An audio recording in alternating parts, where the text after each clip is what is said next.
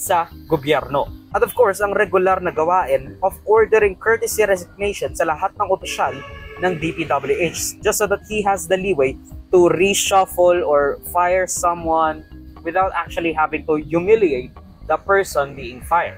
Sa Blue Ribbon Committee naman, ginisa ang mga flood control kontratistas na nakakuha ng pinakamaraming flood control projects with many being scared shitless out of their minds. Mr. Chair, wala po. I invoke my right for self-incrimination, Your Honor. My God, Dahil may mga usapin po na kakasuhan yung mga contractor ng DPWH po at parte ng ulat ng Senado na magpagrekomenda ng paghahain ng kaso laban sa resource person, ang payo ng aking mga abogado ay huwag magsalita sa panahon na ito dahil anumang pahayag ko sa pagsisiyasat.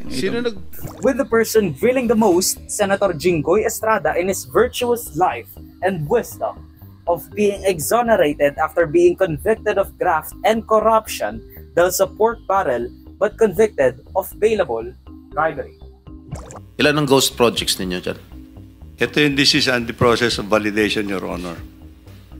That's true.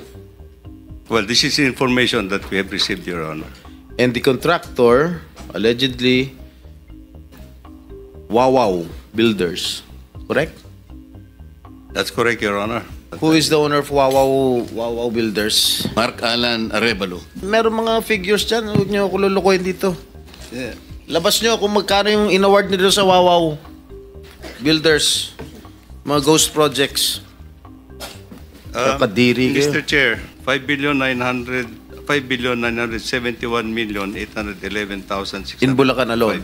Pero before all that moral grandstanding, may sasabihin raw na importante si Senador Bongo. Miss Diskaya, hindi po kita kilala.